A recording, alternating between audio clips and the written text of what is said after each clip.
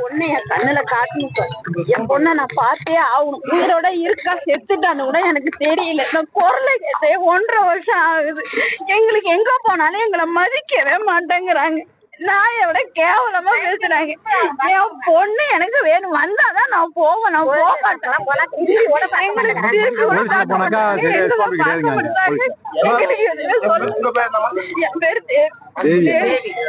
பக்கத்து வீடு அந்த நம்ம பையனோட அம்மா வந்து எனக்கும் அவங்களுக்கு ஃப்ரெண்டு மாதிரி. அவங்க பையன் கல்யாணத்தை எங்களுக்கு தெரியாது. அவங்க பேசி முடிச்சுக்கிட்டு எல்லாம் செஞ்சுட்டாங்க. 6 மாசமா பொண்ணும் மாப்பிள்ளையும் பேசிருக்காங்க. அந்த பொண்ணு வீட்டுல காலில் வந்து எனக்கு கல்யாணம் வேணாம் அப்படின்னு சொல்லி கொடுத்த சாமான்லாம் ஸ்டேஷன்ல வச்சு எழுதி எல்லாம் தீர்த்துக்கிட்டு பத்திரம் எழுதி கையில வச்சுக்கிட்டு எங்க வீட்டுல பொண்ணு கேட்க வந்தாங்க. நாங்க பொண்ணு பாவம் பக்கத்து வீடாச்சுன்னு தெரிஞ்சவங்களாச்சுன்னு நின்றுடுச்ச கல்யாணம்னு எங்க பொண்ணு நாங்க கொடுத்தோம். எல்லாமே அவங்க சௌரியம் தான். புடவை, பட்டு புடவை, மண்டபம் பிடிச்சது எல்லாமே அவங்க செலவு தான். அவங்க எல்லாமே செஞ்சாங்க. நாங்க ஏழை வீட்டு குடும்பம், இரும்பு வியாபாரத்துக்கு போய் சம்பாதிக்கிறோம். தெரிஞ்சுதான் பொண்ணை கட்டினாங்க. இப்ப என்னன்னா எங்களை அடிக்க வராங்க, எங்க பொண்ணை பார்க்க விட மாட்டாங்கிறாங்க. 1.5 வருஷம் ஆச்சு. பையனுக்கு கல்யாணம் வச்சுட்டு நாங்க போய் கேக்குறோம். நாயை விட்டு கடிக்க வைக்கிறாங்க, மரியாதை இல்லாம பேசுறாங்க. எங்க பொண்ணு எங்களுக்கு வேணும். அதான் எங்க பொண்ணு எங்களுக்கு வேணும். எங்க பொண்ணு எங்களுக்கு வேணும். பாக்கணும் அவங்க என்ன செய்யறாங்கன்னு தெரியல. அந்த பொண்ணு முத ஒரு 10 நாள் வந்தப்ப அவங்க குடும்பத்தோட குடிக்கிறாங்க, அவங்க ஆம்லேட் போட்டு கேக்குறாங்க அப்படின்னு சொன்னுச்சு. அவ்வளவுதான். மறுபடியும் அந்த பொண்ணை வெளில சொல்லிடுச்சு. சரியா? அதுக்கப்புறம் என்ன நடக்குதுன்னு தெரியல. அந்த குடும்பத்துல அந்த வீட்டுக்கு யாருமே போக மாட்டாங்க சார். யாருமே போக மாட்டாங்க. அக்கா மக்கா யாருமே போக மாட்டாங்க. அவங்க அண்ணன் தம்பி கூட போறது கிடையாது. அக்கா தங்கச்சி கூட போறது இல்ல. அவங்க அம்மா அப்பா கூட போறது இல்ல. யாருமே போறது கிடையாது. நான் தான் ஸ்னேகா ஐயப்பன். என்னதான் காணும் உயிரோட இருக்கனா இல்லையான்னு சொல்லிட்டு வீடியோ போட்டிருந்தாங்க. எனக்கு கல்யாணம் ஆகி 2 வருஷம் ஆக போகுது. 1 வருஷம் 8 மாசம் ஆயிடுச்சு. இப்போ வரைக்கும் நல்லாதான் இருக்கேன், சந்தோஷமா இருக்கேன். எனக்கு எந்த பிரச்சனையும் கிடையாது.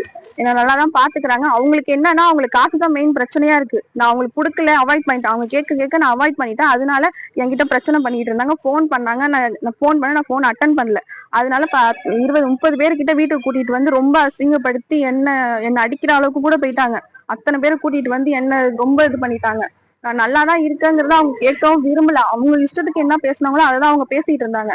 நான் அதுக்கப்புறம் தான் மகளிர் ஸ்டேஷன் வரைக்கும் நான் வந்துட்டேன். இங்க கம்ப்ளைண்ட் கொடுத்துருக்கேன். இங்க பக்கம் இந்த ஸ்டேஷன்லயும் கம்ப்ளைண்ட் கொடுத்துருக்கேன். அப்போ உமன்ஸ் ஹெல்ப்லைன்ல போய் அங்க போய் எனக்கு வந்து மனநலம் சரியில்லை அப்படின்னு சொல்லிட்டு, அதனாலதான் நான் அவங்கள்ட்ட பேச மாட்டேன், அவங்க பார்க்க வர மாட்டேன் அப்படின்னு சொல்லிட்டு என்ன ரொம்ப அசிங்கப்படுத்திட்டாங்க.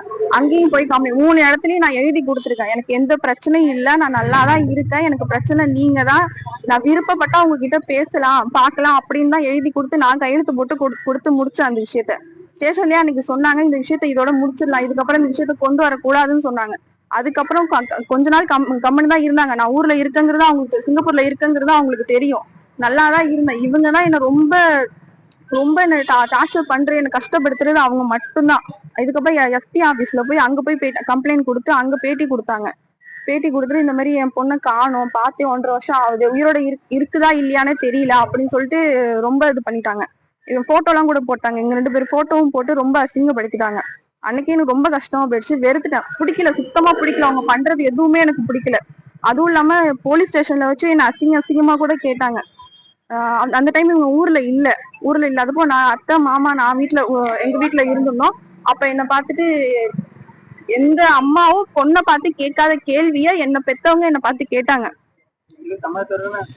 2 பேரும் சம்மதத்தோட தான் கல்யாணம் பண்ணி வச்சு, அரேஞ்ச் மேரேஜ் தான். அவங்கதான் கல்யாணம் பண்ணி வச்சாங்க. எல்லாமே நல்லாதான் போயிட்டு இருந்துச்சு. அதுக்கப்புறம் இவங்க இந்த மாதிரி காசு கேட்கவும் அந்த பிரச்சனை அது ஆரம்பிச்சு, அவங்க கொடுக்கல அப்படின்னு சொன்னதுக்கு அப்புறம் தான் அவங்க இந்த மாதிரி எல்லாம் என்ன டார்ச்சர் பண்ண ஆரம்பிச்சிட்டாங்க. காசு கேட்டு என்னோட பேரண்ட்ஸ், என்னோட அப்பா அம்மா அண்ணன் அவங்கதான் கேட்டு டார்ச்சர் பண்ணாங்க. நான் கொடுக்க மாட்டேன்னு, என்னால அது எப்படி நான் கொடுக்க முடியும்? என்னோட ஃபேமிலி அதை நான் பாப்பேனா, அவங்களுக்கு காசு கொடுக்கறத நான் பாப்பேனா? எனக்கு அது பிடிக்கல, அவங்க பண்ணது எனக்கு பிடிக்கல. அதனால அவாய்ட் பண்ணேன். அதனாலதான் வீட்டுக்கு அத்தனை பேரை கூட்டிட்டு வந்து பிரச்சனையை ஆரம்பிச்சு போலீஸ் ஸ்டேஷன் வரைக்கும் வந்து நின்னாங்க. இப்ப கொஞ்ச நாள் அமைதியா தான் இருந்தாங்க, எதுவும் பண்ணல. அப்புறம் தான் பேட்டி கொடுத்தாங்க. நாங்க பிரஸ் மீட் வச்சு பேட்டி கொடுத்தாங்க. இந்த மாதிரி பொண்ணை காணோம், எங்க இருக்குன்னே தெரியல, உயிரோட இருக்கா என்னன்னு தெரியல அப்படி இப்படின்னு சொன்னாங்க. நான் உயிரோட இருக்கங்கிறது அவங்க தெரியும், சிங்கப்பூர்ல நான் இருக்கங்கிறதும் அவங்களுக்கு தெரியும். ஏன் இந்த மாதிரி பொய் சொல்றாங்கிறது எனக்கு தெரியல. இதுக்காக லீவ் போட்டு நேற்று நைட்டு கிளம்பி காலைல தான் ஊருக்கு வந்தோம். நாளைக்கு திரும்ப நான் ஊருக்கு போகணும் நாங்க.